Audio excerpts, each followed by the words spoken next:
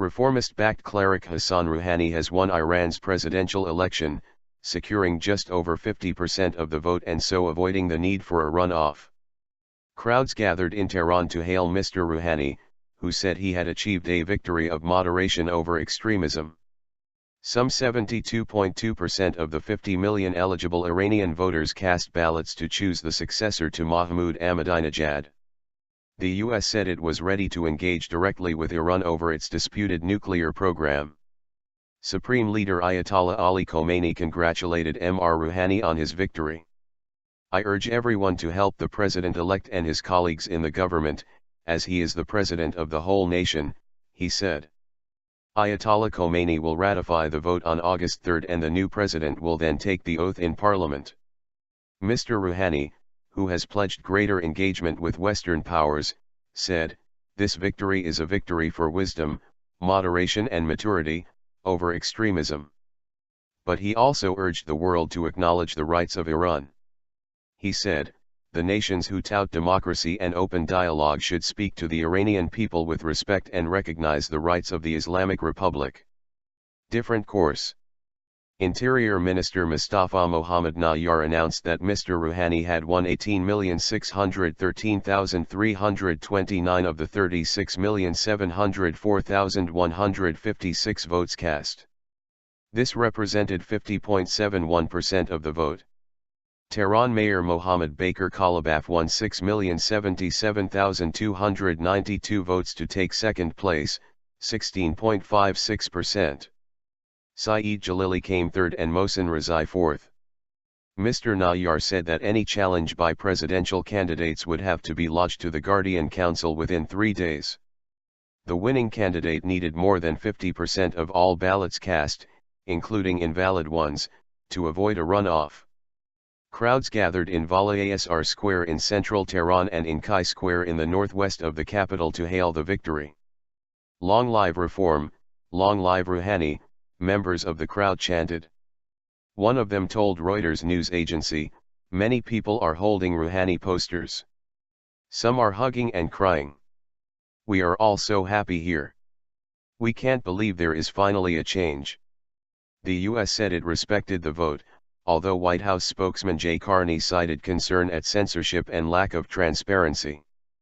The US would engage Iran directly to find a diplomatic solution that will fully address the international community's concerns about Iran's nuclear program. The UK Foreign Office urged Mr Rouhani to set Iran on a different course for the future, addressing international concerns about Iran's nuclear program, and improving the political and human rights situation for the people of Iran. France said it was ready to work with the new leader. One of Mr Rouhani's main pledges was to try to ease international sanctions imposed on Iran over its nuclear program. Iran has been suffering economic hardship, with rising unemployment, a devalued currency and soaring inflation.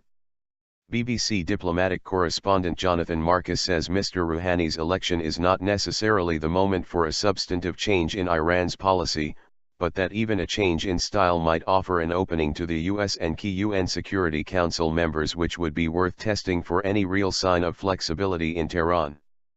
Endorsement. Voting had been extended by 5 hours on Friday evening to allow more people to cast their ballots. Although all 6 candidates were seen as conservatives, analysts say Mr Rouhani, a 64-year old cleric often described as moderate who has held several parliamentary posts and served as chief nuclear negotiator, has been reaching out to reformists in recent days.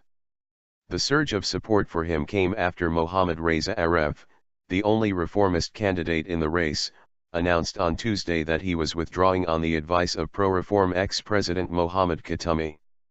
Mr Rouhani thus went into polling day with the endorsement of 2 ex-presidents, Mr Khatami and Akbar Hashemi Rafsanjani, who was disqualified from the race by the powerful Guardian Council, a 12-member body of theologians and jurists.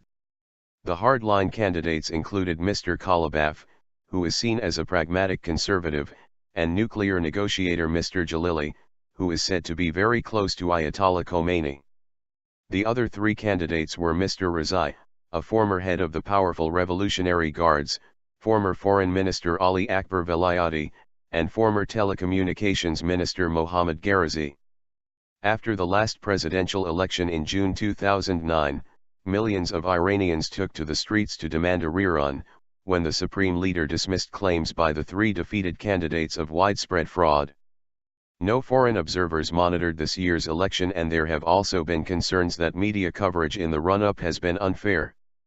Many reformist newspapers have been shut down, access to the internet and foreign broadcasters has been restricted, and journalists have been detained.